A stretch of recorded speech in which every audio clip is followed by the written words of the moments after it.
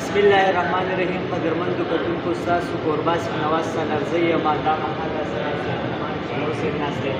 تاسو به ګورئ چې دی همیشه د خلکو په غوښونو باندې خنداګانې راولي. خو نن موږ ناست یو په جومات کې، یو تبلیغي جومات راغلی، هلته ناست یو. ما خو د ضلع شانګلې نه ډېر غږ تاسو سره شریک کړی دی، خو نن د پېښور نه او بیا د جومات نه تاسو سره نېغ په نېغه یم. همداسې ویډیو به زموږ په لاول ځلي چې موږ تاسو سره جومات ته ځو.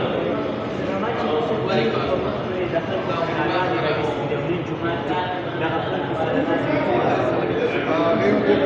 خلق ته خنداګانې دا جلا ده. دا الله تعالی کریم چې سوال او یو فریاد دی چې خدای ستا درته راغلي دي او بل درته موږ نشته او موږ چې راغلي تا قبول کړي دي، لکه شک هم نشته تا قبول کړي دي که نه.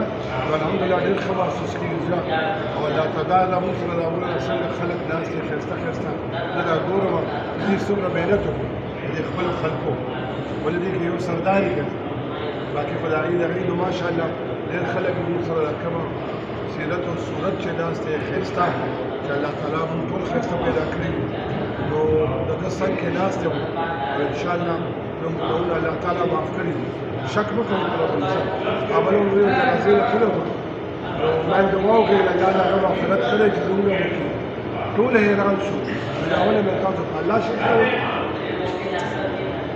بخشش د هغه شوی دی. تاسو ولې دغه شک کوئ؟ مونږ الله تعالی کریم که چېرې مونږ هغه خنداګانې د خلکو په مخونو په خولې راوستې دي، هغې کې هم څه میسج و چې بهی غلا مه کوئ، ډاکه مه کوئ، دروغ مه وایئ، فریب مه کوئ، غیبت مه کوئ، د بل مال مه لاندې کوئ.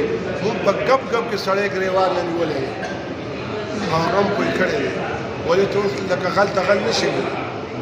موږ ورته ویل غل دی لکه څنګه یې ها والله غلا دې کړې ده، والله کمال دې کړی دی. بیا مو که ښه او که خیر ښه کار فرید نو هغه خلک به مونږ ټارګېټ کړو، سبا به هغه ګرفتار یا به خلک به باندې پوه وکړي. نو دا دی چې دا تبلیغ یو ښه لار ده د تبلیغ والو او دا الله ته قبوله لار ده. که نه وی مونږ به یو نوی ناست شړلی به یو ځای مړه تاسو د دې لایق نه وي. نو مونږ الله لایق کړي یو تاسو مونږ خپل در کې کېږو دا د څوک کېدو نه شي آزاد. کور ته چې ځې ټک ټک به کې څوک د کور کې څوک نشته.